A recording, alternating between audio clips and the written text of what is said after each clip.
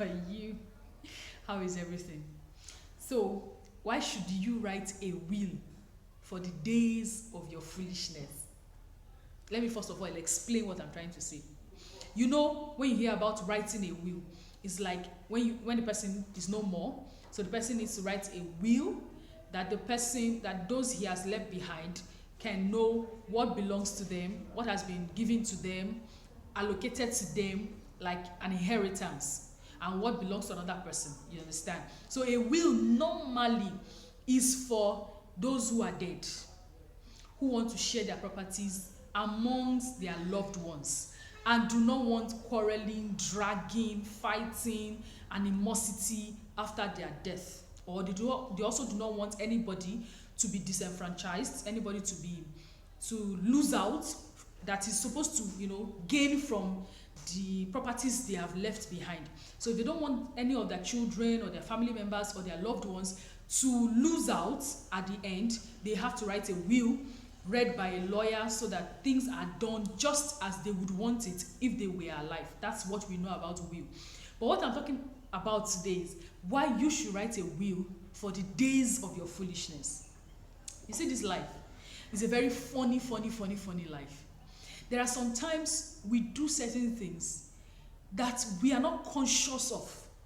Like you start following somebody, you're in a relationship, toxic relationship, terrible to your mental state, your physical state, your well-being, and you are blind to the fact that you are in a toxic relationship. People are telling you, warning you, showing you the signs, explaining things to you, exposing things, and you're like, leave me alone, I know what I am doing. You need a will for times like this. This will be addressed to your friends. You tell them, in the days of my foolishness, when I start following the wrong path, making a decision that is affecting me, and I'm giving excuses that do not even make sense, this and this and this is what you should do. Or maybe someone is brainwashing you, and when you are being hypnotized and brainwashed, most times you're not even your right self, you're not thinking well. You need a will written to your friend for a time like this so that they can snap you out of it. They can, get into an intervention mode to bring you out of that hypnotized situation before you ruin yourself.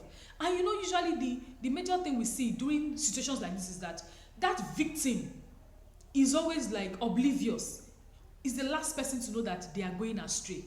Or okay, in the case of you want to make an investment, monetary investment, and they're telling you this thing is a Ponzi scheme, and you're like, leave me alone, is it your money and all of that? You need a will for that period to your friends. Let them either collect the money from you, report you to somebody who you will respect, or do everything to make sure that you do not register or invest in that Ponzi scheme. So that's what I mean by writing a will for the days of your foolishness. Give your friends the right, the power, empower them through your will to interfere in your life and in your decisions when you are making foolish decisions.